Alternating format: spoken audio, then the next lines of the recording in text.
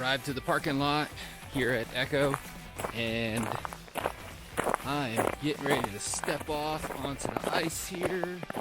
Hopefully I can get to the trail because today they officially closed most of Mount Charleston because of all the snow that they're expecting to come tomorrow. It's supposed to snow like hell tomorrow, and I don't think they want anybody out here on it.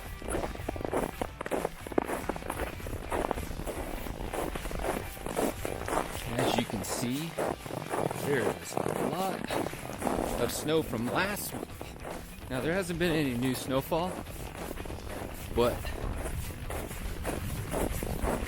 it's 22 degrees out right now, which means it's plenty cold to keep whatever fell down here. And so I gotta get moving so I can warm my ass up.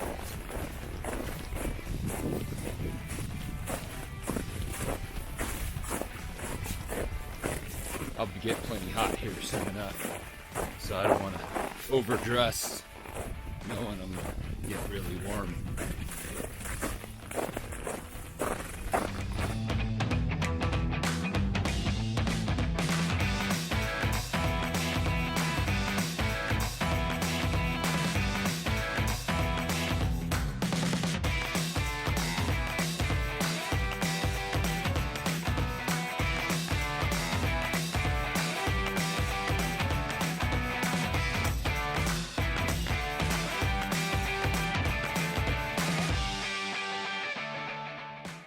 Alright, I've been walking for about 1.25 miles now, and that's the parking lot that's normally open for Cathedral Rock and the South Loop. So if you're going to go this way in the wintertime from Echo Trail, just know that you got an extra mile to your hike.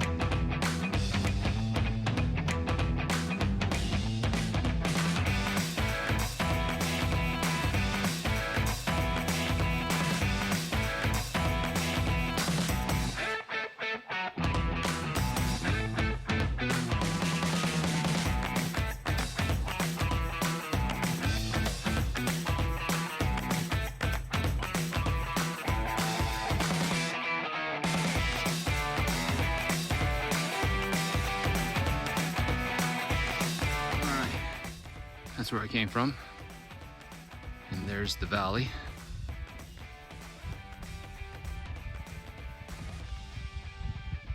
This is often referred to as the meadow, because in the summertime, lots of wildflowers bloom here. You can see remnants of the old Carpenter 1 fire. And that's where I'm going, across the meadow to the first series of switchbacks up to the Echo Overlook.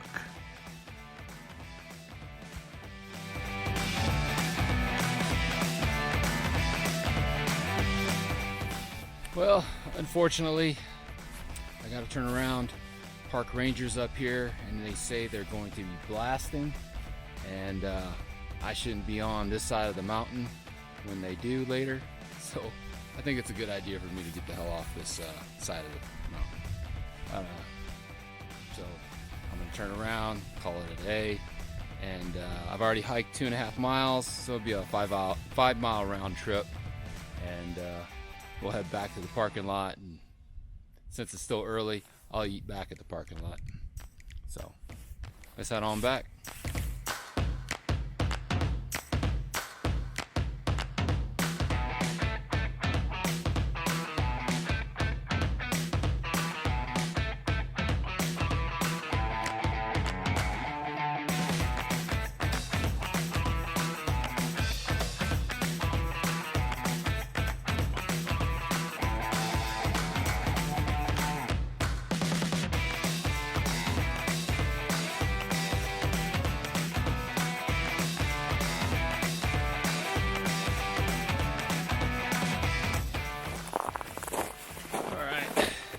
I am at the Cathedral Rock parking area right over here, and this is where you would park when the weather's really nice. Down over there you can see they have it they got it gated off, so you have to park about a mile away over at Echo Trailhead, which is by Mary Jane Falls. I heading that way now, so I can get some warm coffee in me, because the sun is setting behind the mountain, and whoo doggy, when you get in the shade at 20 degrees you can feel it. It's kind of crazy. 30 degrees to 20 degrees, how much of a difference that really is, you know? It's like the difference between cold and balls ass cold. Because right now it's balls ass cold. Now I'm pretty warm. All I got is just this shell, this Arc'teryx shell here, and an Under Armour cold weather undershirt, and I'm perfectly warm. You know, as long as your hands, your feet, and your head's warm, you're gonna be just fine out here. And keep moving, of course, because when you stand still, you want to make sure you have something else. I have a warm puffy jacket that I also brought with me to warm me up when I'm idle, and I'll rip that out of my bag pretty quick in between my stops, staying warm.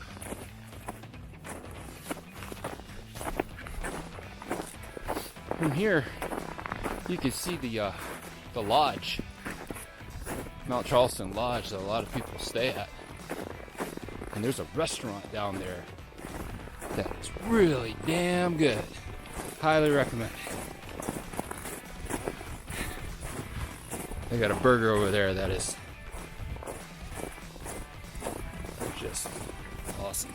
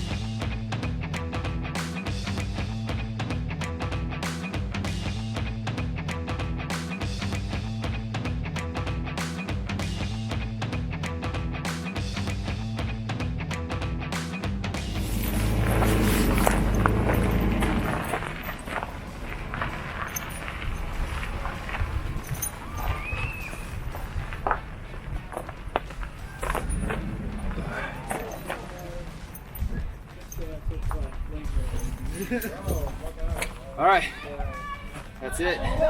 So much for the hike. It is time for me to peel out some of this.